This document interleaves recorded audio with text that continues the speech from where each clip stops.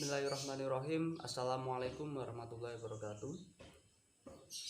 Kami dari kelompok 6 mata kuliah studi materi fikih di MTS akan presentasikan yang pertama ialah mengenai pinjam meminjam. Pengertian dari pinjam meminjam ialah para ulama mendefinisikan yakni pemindahan hak kepemilikan tentang suatu manfaat tanpa ganti rugi. Kemudian menurut Syafi'iyah dan Hambaliyah artinya pembolehan memanfaatkan barang orang lain tanpa ganti rugi. Ariyah berbeda dengan hibah karena objeknya berupa manfaat, sedangkan hibah adalah serah terima barang. Di antara kedua definisi di atas terdapat perbedaan kandungan yang membawa akibat hukum yang berbeda pula. Berdasarkan beberapa pengertian ariyah yang telah dikemukakan oleh ulama fikih di atas, maka terdapat persamaan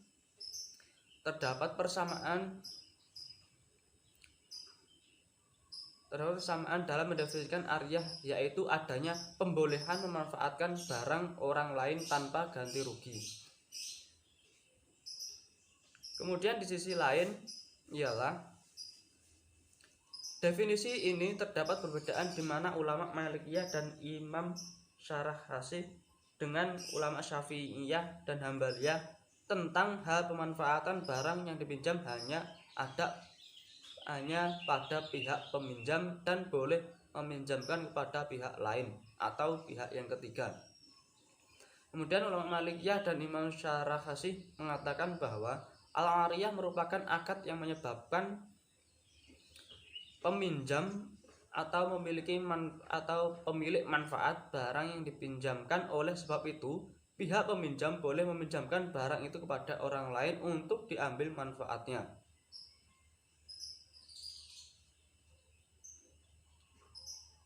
Selanjutnya ialah akan tetapi ulama Syafi'iyah dan Hambaliyah berpendapat bahwa akad al-ariyah itu hanya bersifat kebolehan memanfaatkan benda itu. Oleh sebab itu, pemanfaatan terbatas bagi pihak peminjam saja dan tidak boleh meminjamkan pada orang lain. Jadi intinya, pihak yang meminjam barang atau untuk diambil manfaatnya, maka tidak boleh dipinjamkan lagi oleh orang lain atau orang yang ketiga tanpa sepengetahuan dari si pemilik barang tersebut. Selanjutnya ialah ariyah sifatnya tidak mengikat bagi kedua belah pihak. Artinya, pihak pemilik barang dapat membatalkan pinjaman itu kapan saja ia mau, dan pihak peminjam pun boleh juga memulangkan barang yang dipinjam kapanpun saja yang ia mau. Sedangkan pendapat lain mengatakan bahwa pihak yang meminjamkan barang tidak dapat mengambil barangnya itu sebelumnya dimanfaatkan oleh peminjam. Apabila akadnya atau al-ariyah memiliki batas waktu pemanfaatan, maka sebelum tenggang waktu peminjaman jatuh tempo, pemilik barang peminjam tidak dapat mengambil barangnya. Untuk selanjutnya ialah pinjam meminjam diperbolehkan sepanjang dilakukan berdasarkan prinsip-prinsip yang dibenarkan oleh syara'. Pinjam meminjam yaitu akad khusus pemberian harta kepada orang lain dan berkewajiban mengembalikannya. Sedangkan menurut syar'i yaitu menyerahkan harta kepada orang lain yang akan memanfaatkannya dan mengembalikannya. Harta yang digunakan sebagai objek pinjaman bisa berupa uang atau barang seperti emas, perak, dan sebagainya. Selanjutnya ialah memberikan pinjaman, yaitu salah satu bentuk dari rasa kasih sayang dan tolong menolong. Pinjaman yang diterima itu harus dikembalikan dengan jumlah yang sama tanpa harus memikirkan naik turunnya harga atau tukar apabila sudah tidak ada atau habis di pasaran. Maka karena hari itulah yang menentukan harga tersebut secara hukum asalnya. Jadi apabila seseorang berutang atau meminjam barang sesuatu yang dapat ditakar atau ditimbang maupun seperti contohnya dalam emas, perak, kemudian harganya mengalami suatu penurunan maupun kenaikan, maka wajib mengembalikan pinjaman tersebut atau meminjam barang tersebut seperti yang dia pinjam. Untuk selanjutnya ialah hutang piutang. Hutang piutang ini adalah makna dari al-qard secara kebahasaan. Pengertian secara terminologi atau istilah ialah harta yang diberikan seseorang kepada orang lain untuk dikembalikan lagi ketika ia telah mampu Kemudian dalam pengertian lain, al-qard adalah hutang yang melibatkan barang atau komoditi yang boleh dianggarkan dan diganti mengikuti timbangan. Selanjutnya ialah pengutang harus bertanggung jawab untuk memulangkan objek yang sama atau serupa dengan apa yang diterimanya tanpa ada premium atau istilahnya adalah tambahan dalam pemulangan hutang tersebut. Kemudian cara seperti ini sangat disyariatkan dalam Islam karena merupakan salah satu upaya taqarrub kepada Allah, yaitu dalam bentuk mengasihi dan memberikan kemudahan kepada orang lain sehingga dapat keluar dari duka dan kesukaan yang dihadapi. Kemudian kontrak qard ini ialah kontrak pemikiran dan tidak akan sah kecuali dilakukan oleh orang yang layak mengurus sebagaimana terutang dalam kontrak. Kemudian di dalam pelaksanaannya juga memiliki rukun akad qard atau akad hutang piutang. Rukun akad qard antara lain yang pertama ialah muqrid atau da'in, yaitu pihak yang memberi pinjaman harta atau yang memiliki piutang atau yang disebut dengan hak tagih. Kemudian muqtarid madin, yaitu pihak yang menerima pinjaman harta atau yang memiliki utang alias wajib membayar. Kemudian yang ketiga ialah al-qard al-maqud alaih, yaitu harta yang dipinjamkan yang wajib dikembalikan padanya kepada pemilik. Selanjutnya yang keempat yakni sighat al-aqd, yaitu pernyataan berupa ijab dan qabul.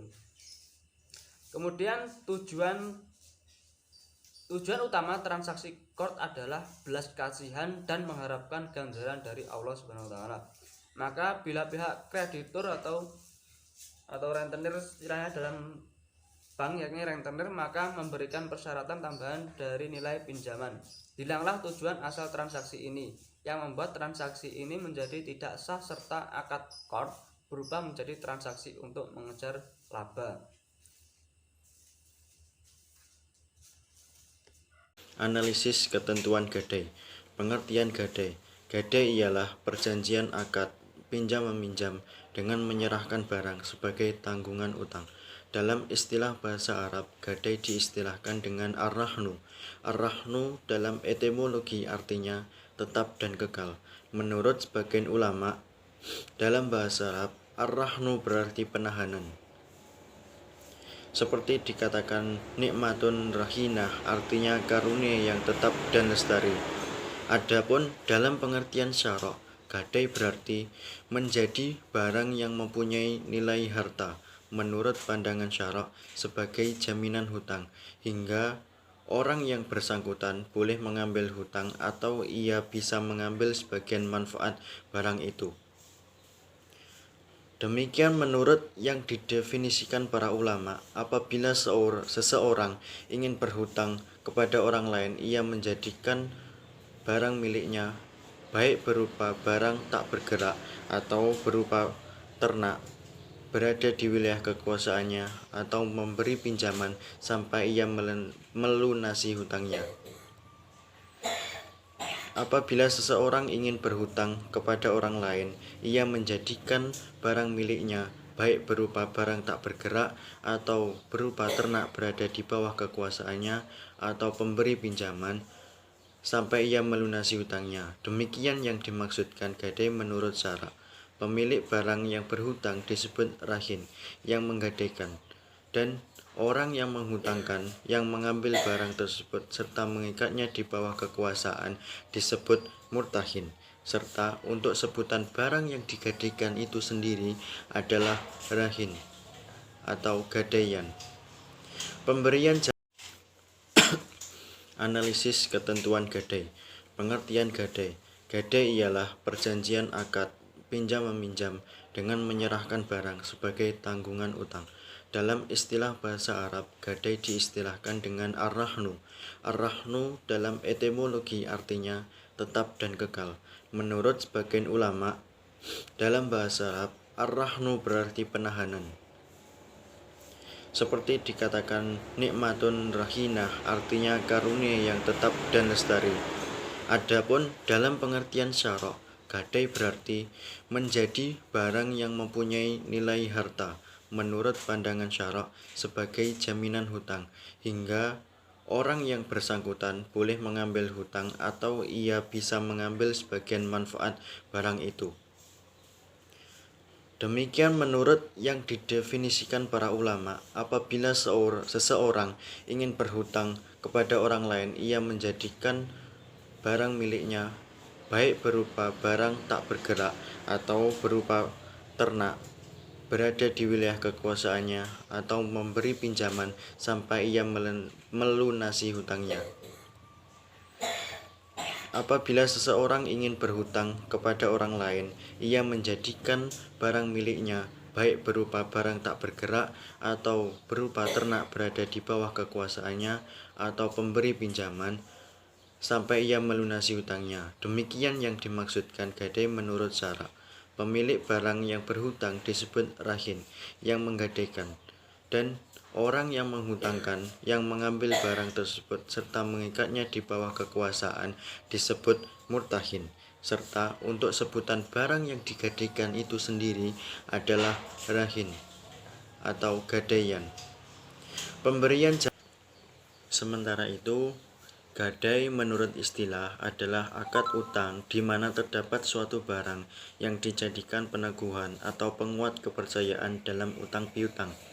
Barang itu boleh dijual kalau utang tak dapat dibayar. Hanya penjualan itu hendaknya dengan keadilan, dengan harga yang berlaku di waktu itu. Pada dasarnya, barang gadai tidak boleh diambil manfaatnya, baik oleh pemiliknya maupun oleh penerima gadai. Hal ini disebabkan status barang tersebut hanya sebagai jaminan hutang dan sebagai amanat bagi penerimanya. Namun, apabila mendapat izin dari masing-masing pihak yang bersangkutan, maka barang tersebut boleh dimanfaatkan. Hal ini dilakukan karena pihak pemilik barang tidak memiliki barang secara sempurna yang memungkinkan ia melakukan perbuatan hukum, atau barangnya sudah digadaikan. Misalnya, mewakafkan, menjual, dan sebagainya sewaktu-waktu atas barang yang digadaikan tersebut. Sedangkan hak penggadai terhadap barang tersebut hanya pada keadaan atau sifat keberadaannya yang mempunyai nilai, tetapi tidak pada guna pemanfaatan atau pemungutan hasilnya. Murtahin hanya berhak menahan barang gadai, tetapi tidak berhak menggunakan atau memanfaatkannya.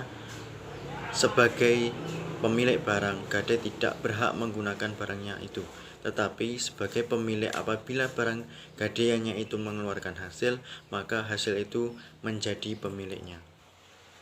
Selanjutnya yaitu ketentuan upah. Upah dalam Islam dikenal dengan istilah ijarah.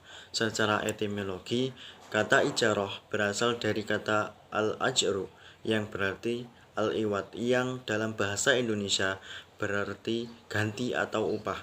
Sedangkan secara istilah, ijarah adalah akad pemindahan tak guna atau manfaat suatu barang atau jasa dalam waktu tertentu dengan adanya pembayaran upah, tanpa diikuti dengan pemindahan kepemilikan atas barang itu sendiri.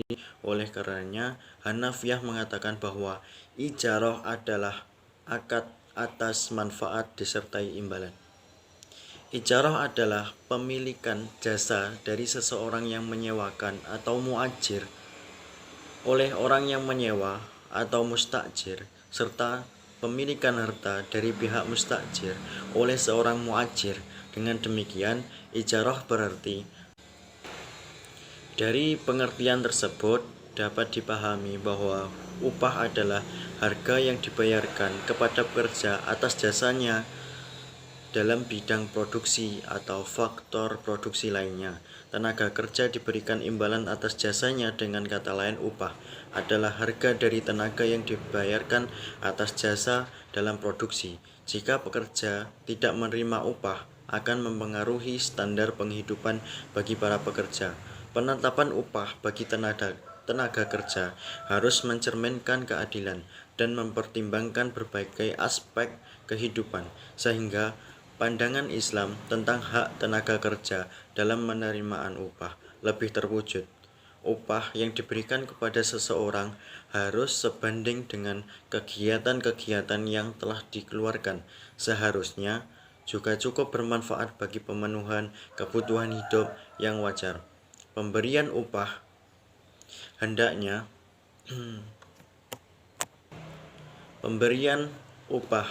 berdasarkan akad atau kontrak perjanjian kerja, karena akan menimbulkan hubungan kerjasama antara pekerja dengan majikan atau pengusaha yang berisi hak-hak atas kewajiban masing-masing pihak. Hak-hak dari pihak yang satu merupakan suatu kewajiban bagi pihak yang lainnya. Adanya kewajiban yang utama bagi majikan adalah